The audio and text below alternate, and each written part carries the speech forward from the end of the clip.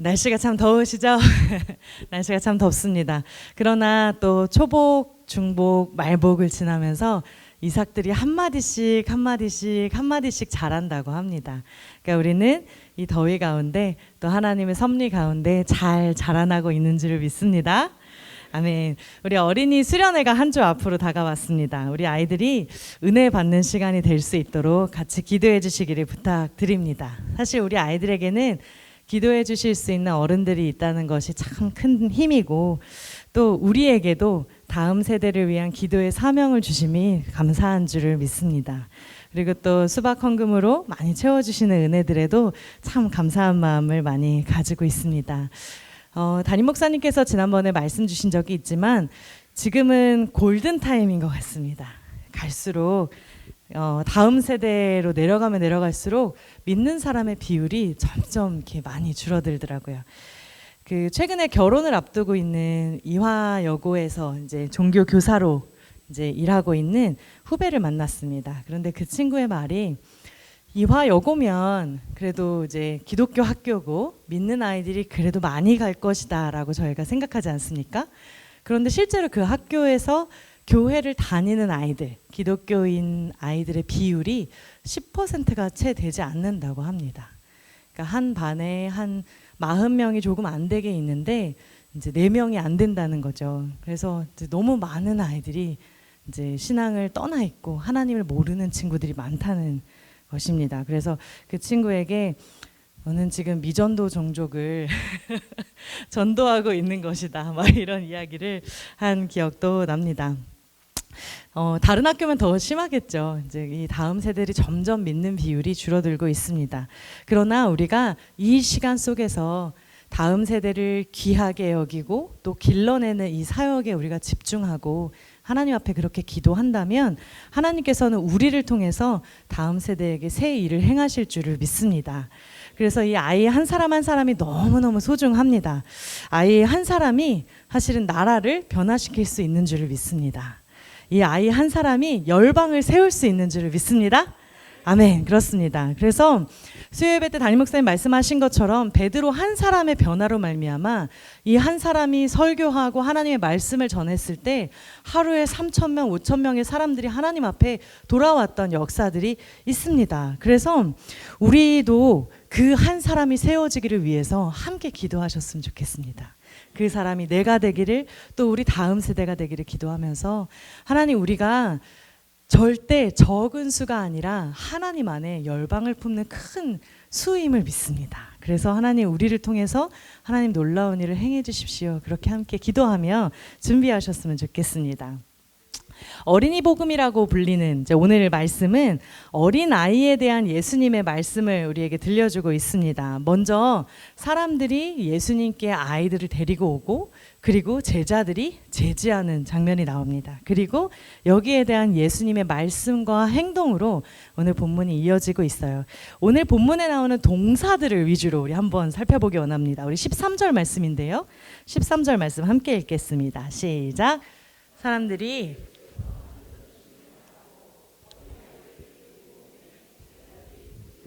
네, 아멘. 사람들이 먼저 예수님께 데리고 왔습니다. 누구를요? 아이를, 어린아이를.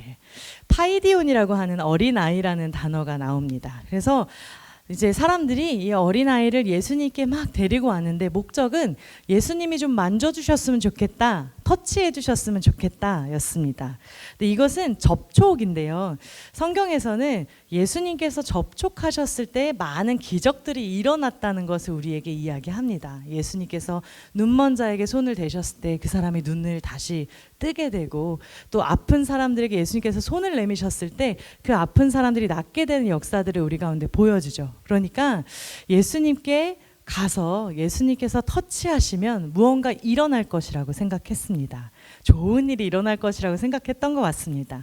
우리가 잘 알듯이 혈루증 걸렸던 그 혈루증 앓고 있던 여인도 내가 예수님의 옷자락만 손을 대어도 나을 것 같은데 라는 생각을 가지지 않았습니까? 그러니까 예수님께 접촉만 해도, 예수님께서 나를 만져주시기만 해도 무언가 좋은 일이 일어날 것 같다라는 생각을 가지고 사람들이 막 나온 것이죠. 그래서 이 믿음으로 예수님 앞에 데리고 왔는데 그 다음에 제자들이 어떻게 합니까? 네, 꾸짖는다라는 표현이 있습니다. 막았다라고도 하고요. 그리고 이 단어가 항변한다, 꾸짖는다, 엄히 경계한다 이런 뜻입니다. 다시 말하면 이제 아이들을 데리고 예수님 이러면서 아이들을 막 데리고 왔는데 우리 애 좀 터치해 주세요 막 이러면서 예수님께 왔는데 예수님이 제자들이 이제 그 앞을 막아서면서 어딜 애들은 가 막 이러고 있었다는 겁니다. 저리 가시오 막 예수님 바쁘셔요 뭐 하는 거예요 막 이러면서 이 사람들을 다 제지하고 밀어냈다는 것입니다. 요즘엔 식당에 가면 노키즈존이라는 것이 붙어있는 식당들이 있습니다. 전국에 한 430곳 정도 있다고 합니다. 일단 아이들이 오게 되면 들썩들썩하고 큰 소리가 나는 것이 물론 맞습니다. 그렇다고 무조건 막는 것이 아니라 어찌 보면 우리가 아이들에게 예절을 가르쳐주는 것이 먼저이지 않을까 그런 생각도 듭니다. 그 당시에는 어린아이에 대한 인식이 더 좋지 않던 시대니까 아이들에 대해서 대접을 해주지 않던 시대니까 제자들이 아이들을 막은 것은 그냥 아이들이 아무래도 시끄럽고 그리고 예수님이 다른 일을 좀 못하게 되지 않을까 이런 생각을 가지고 있었던 것으로 보입니다. 그러니까 아이들이 방해꾼 저리 가! 뭐 이렇게 생각을 한 것이죠. 이것은 이제 사실 제자들의 문제라기보다는 당시에 굉장히 일상화되었던 이제 사람들의 아동들에 대한 관점이라고 볼 수가 있습니다.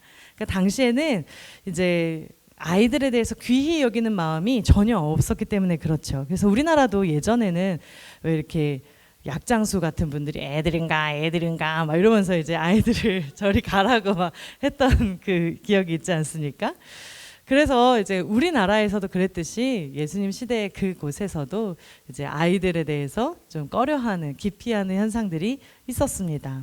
그런데 14절에 보면 예수님의 반응이 나오죠. 우리 14절 함께 읽겠습니다. 시작. 예수께서 보시고 노하시어 이르시되 어린아이들이 내게 오는 것을 용납하고 금하지 말라. 하나님의 나라가 이런 자의 그리고 나오는 동사는 예수님의 반응입니다. 예수님이 어떻게 반응하셨느냐? 예수님은 분개하시고 분노하셨습니다. 막 폭발하셨다는 거예요. 예수님은 철저하게 어린아이들의 편이셨습니다. 오늘 본문을 가만히 살펴보면 예수님께서 얼마나 이 아이들을 사랑하셨는지를 알 수가 있습니다. 그러니까 사랑하는 대상이 어려움을 당할 때 우리 안에 분노라는 감정이 일어나죠.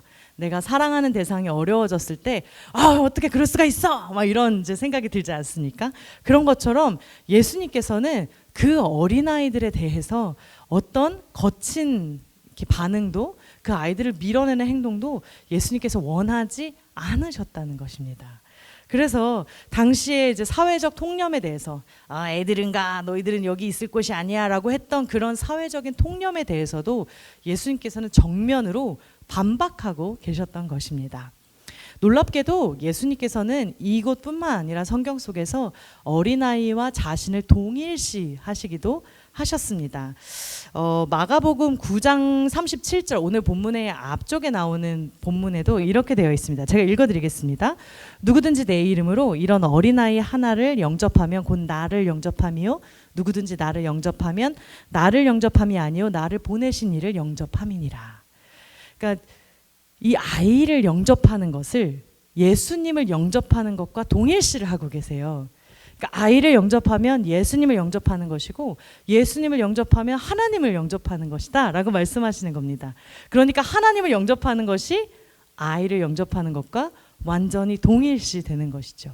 그러니까 예수님께서는 자신과 아이와 또 하나님 이 모든 이제 동일시를 통해서 이 아이들이 얼마나 소중한 존재인지를 말씀하고 계셨던 것입니다. 당시 유대 사회에서는 대접받지도 못하고 가장 작은 자로서 여겨지던 이 아이들이 어린아이가 하나님과 동등한 놀랍게도 하나님과 동등한 위치로 대접을 받아야 되는 인격적인 주체라는 것을 예수님께서 지금 말씀하시고 계시는 것입니다. 당시에 아이들을 바라보던 시각과는 완전히 다른 시각이죠. 그러면서 예수님께서는 이렇게 말씀하시죠. 우리 15절 말씀 함께 한 목소리로 읽겠습니다. 시작.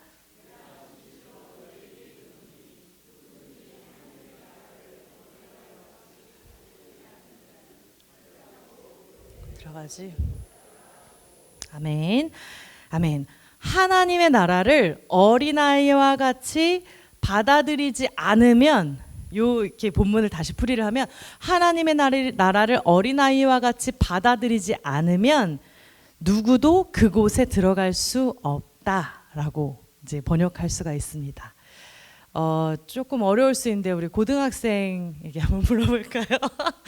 명제에 무엇이 참이죠? 역, 이, 대우 중에 네, 대우지요. 네, 그래서 누구든지 어린아이와 같이 받들지 않으면 하나님 나라에 들어갈 수 없다. 요것을 가지고 와서 진짜 참은 무엇이냐? 하나님의 나라에 들어갈 수 있는 사람은, 하나님 나라에 들어갈 수 있는 사람은 어린아이를 받아들이는 사람이다. 이렇게 번역할 수가 있습니다. 하나님의 나라에 들어갈 수 있는 사람이 누구냐라고 했을 때 어린아이를 받아들이는 사람이다 라고 지금 예수님께서 말씀하고 계시는 겁니다. 그러니까 당시에 사회에서는 아무것도 아니던 그 아이가 하나님의 나라에서는 이 아이를 받아들이는 것이 하나님 나라에 들어가는 것이다라고 이야기를 하고 계시는 겁니다. 그리고 이 어린아이와 같이 받아들여야, 이 어린아이와 같이 받아들여야 그 하나님의 나라를 소유할 수 있다라고 말씀하시는 것입니다. 아멘. 그러면서 당시 사람들은 어린아이를 봤을 때 쟤네한테 뭘 배우기는, 쟤네는 그냥 얼라들이지, 그냥 이렇게 생각할 수 있습니다. 그런데 예수님께서는 놀랍게도 이 어린아이들에게도 배울 것이 있다고 지금 말씀하시는 겁니다. 이 어린아이들에게 우리가 배워야 된다. 어린아이에게 우리가 취해야 될 것이 있다라고 말씀하시는 것입니다. 그리고 나서 나오는 동사가 예수님이 이 아이들을 안아주시고 축복해 주시는 내용이 나옵니다. 자, 그렇다면 이 어린아이들에게 우리가 배워야 할 것이 무엇일까요? 하나님의 나라를 어린아이와 같이 받아들인다는 것, 하나님의 나라를 어린아이와 같이 우리가 받든다는 것은 어떤 의미일까요? 오늘 두 가지로 생각해 보았습니다. 첫 번째는 낮춤입니다. 뭐라고요? 낮춤. 네, 그렇습니다. 예수님께서는 어린아이들이 하나님의 나라를 소유할 수 있다라고 말씀하셨는데 마태복음 18장에도 이런 내용이 들어 있습니다. 마태복음 18장 4절 말씀을 제가 읽어드리겠습니다. 그러므로 누구든지 이 어린아이와 같이 자기를 낮추는 사람이 천국에서 큰 자니라. 아멘. 어린아이가 어떤 사람들이냐라고 했을 때 예수님께서는 자기를 낮추는 사람이다 라고 말씀하십니다. 그러니까 예수님 시대에는 어린아이가 굉장히 천덕꾸러기 같은, 지금과는 또 다른 분위기였습니다. 그래서 사실 고대 로마 때는 이 어린아이들을 버리거나 파는 일이 굉장히 흔하게 일어났습니다. 그래서 이제 로마 시대에는 어린아이들이 이제 그 부모가 이 아이들에 대한 전권을 가지고 있었고 이 아이를 어떻게 하든지 누구도 그것에 대해서 아무 말 할 수가 없었습니다. 오늘날 같았으면 아동학대로 큰일 나죠. 신고를 당하고 떼어지게 되고 막 이렇게 되는데 당시에는 그런 법적인 장치가 없었기 때문에 부모가 어떻게 아이를 다루든 그 누구도 간섭할 수가 없었다는 것이죠. 그래서 그 아이들을 버릴 수도 있었고 그 아이들을 팔아 넘길 수도 있었습니다. 심지어 죽일 수도 있었습니다. 이런 권위가 법적으로 보장된 것이었고, 그래서 이집트를 비롯해서 로마의 여러 이제 전 지역에서 이런 모든 지역에서 이런 일들이 아주 그냥 당연하게 이루어지고 있었다는 것입니다. 그러니까 이 상황 속에서 아이들은 어떻게 지내겠습니까? 숨 죽이고 자기의 권리를 주장할 수가 없습니다. 그리고 전적으로 자신의 양육자에게 의지할 수밖에 없는 입장에 지금 아이들이 있는 것입니다. 그래서 이 아이들이 보여주는 태도, 물론 이러한 상태는 굉장히 안쓰럽고 안타깝지만 그러나 그 아이들이 그러한 상황으로 말미암아 나오게 되는 태도가 무엇이었느냐라고 하면 자기 낮춤과 겸손이었다는 것이죠. 그러니까 예수님께서 지금 말씀하신 어린아이와 같은 태도는 이런 자기 낮춤과 겸손의 태도를 말씀하고 계시는 것입니다. 그래서 여기다가 이곳에 내 생각, 내 주장을 막 내는 것이 아니라 오히려 어른들에게 의지하고 그리고 그 어른들의 말씀에 따라서 살아가는 것이 당시 아이들의 상황이었습니다. 그래서 예수님께서는 이 어린이들의 자기 낮춤이 바로 하나님 나라에서 큰 자의 모습이다라고 말씀하고 계시는 것입니다. 어린이 부서를 맡다 보면 이 아이들을 이제 가까이에서 조금 더 가까이에서 이제 보게 되는데, 그런데 이 아이들이 한 번도 이제 어린이 교회 와서 왜 나를 이렇게밖에 대해주지 않느냐고 주장한 적이 없습니다. 왜 나를 높이지 않느냐고, 왜 나한테 좀 더 잘 대해주지 않느냐고 이렇게 주장하지 않습니다. 왜 나를 더 챙기지 않냐고, 목사님 왜 이것밖에 하지 못하냐고 이렇게 얘기한 적이 단 한 번도 없습니다. 아이들은 그저 와서 막 아이들을 수용해주고 받으면 그것을 너무 좋아하고 그냥 그것에 함께 살아가는 것이죠. 왜 나를 이렇게밖에 대하지 않아? 왜 이렇게밖에 안 해주세요? 라고 묻지 않는 것이죠. 그 모습 그대로 받아주시는 그 어른들을 바라보면서 그 아이들은 그저 그 모습을 따르고 순종할 따름입니다. 하나님의 나라, 하나님의 통치를 따라가는 사람은 이와 같아야 되는 줄 믿습니다. 하나님, 왜 저한테 이렇게밖에 안 해주세요? 하나님, 제가 어떻게 하나님한테 했는데 하나님 저한테 이렇게밖에 안 해주시면 어떡해요? 라고 주장하는 것이 아니라 하나님의 뜻이 가장 선하심을 믿습니다. 하나님의 내 삶에 행하시는 그 모든 것들이 하나님의 가장 옳은 뜻 가운데 이루어짐을 믿습니다. 하나님을 따르겠습니다. 이렇게 하나님 앞에 우리를 낮추고 나아갈 때 그것이 바로 하나님 나라에 들어가는 길임을 믿습니다. 사랑하는 우리 중국교회 성도 여러분, 우리가 하나님 안에 이 어린아이의 마음을 구했으면 좋겠습니다. 때로는 하나님 안에 살아가면서 내 권리를 주장하고 싶은 마음이 자꾸 듭니다.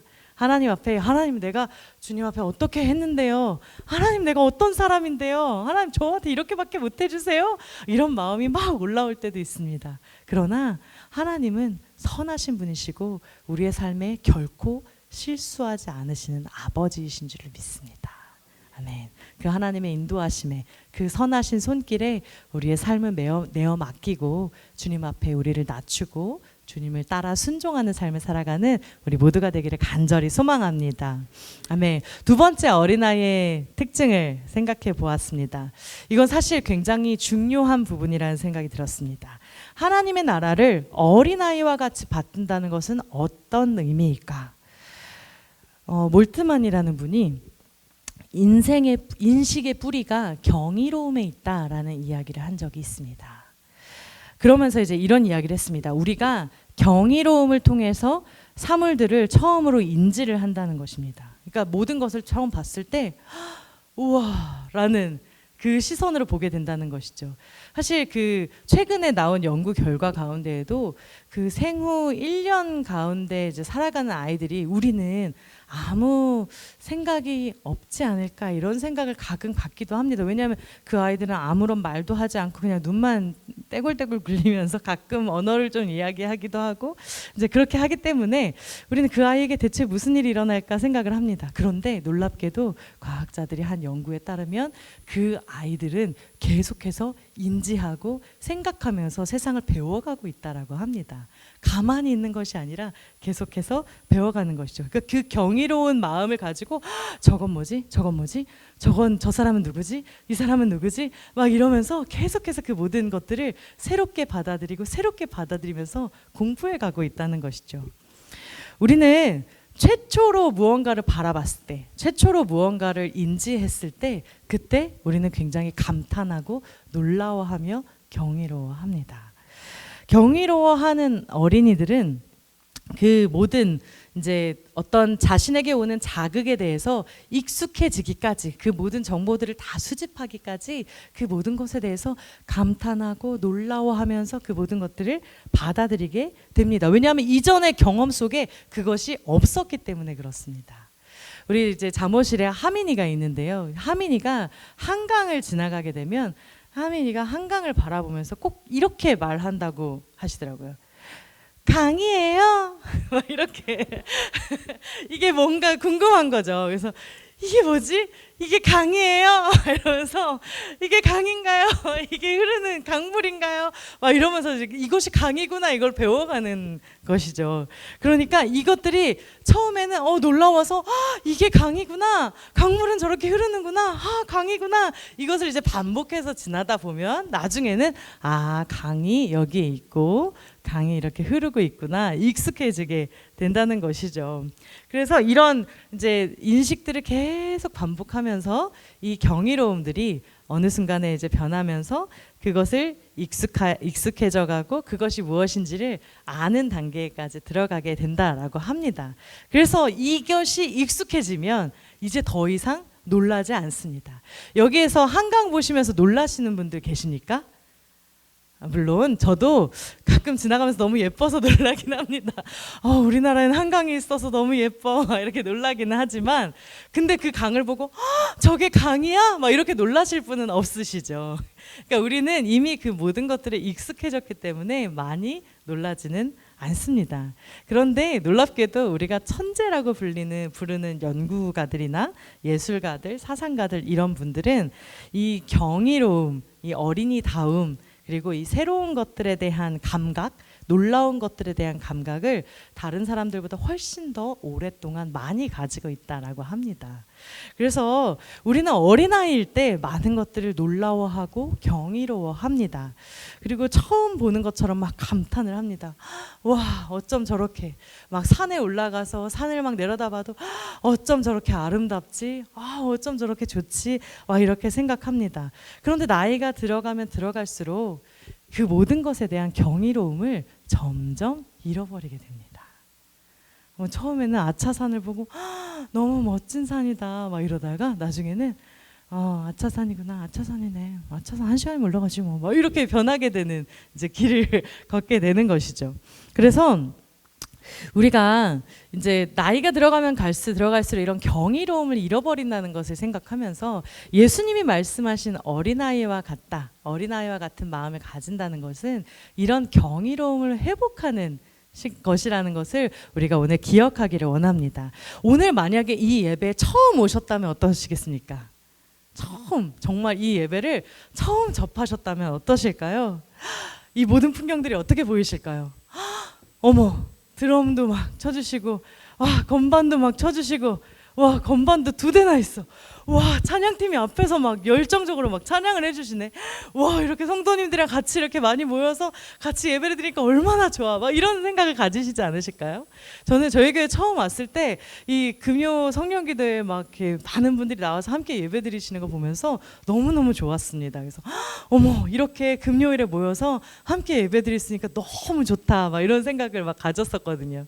그래서 이 모든 것들이 다 너무 새롭게 보이겠죠. 모든 것이 처음이라고 생각한다면 경이로워 보이겠죠.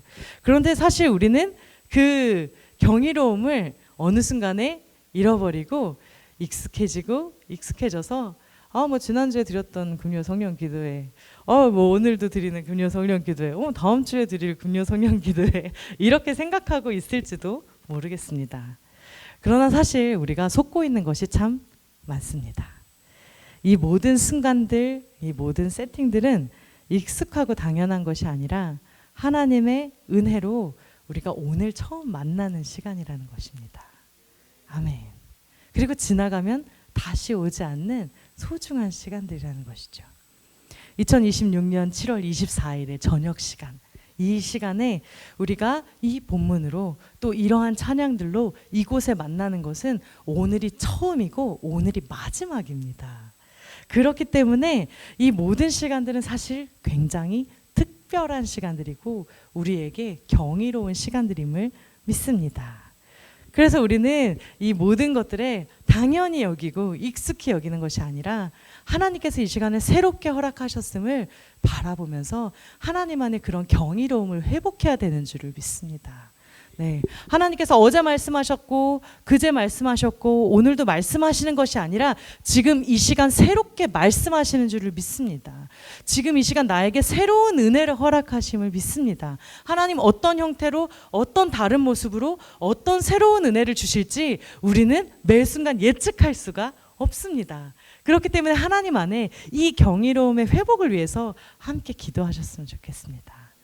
하나님, 내가 매주 나오는 금요 성령 기도에 이것을 그냥 매주 나오고 그냥 습관적으로 나오지 않게 하여 주십시오. 오늘 나에게 주시는 하나님의 그 새로운 은혜, 그 놀라운 은혜를 내가 오늘 이 시간을 통해 맛볼 수 있도록 인도하여 주십시오. 새 부대를 내가 주님 안에 열고 주님이 부어주시는 새로운 포도주로 채워지게 하여 주시옵소서. 그러한 고백으로 주님 앞에 나아가는 저와 여러분 되셨으면 좋겠습니다.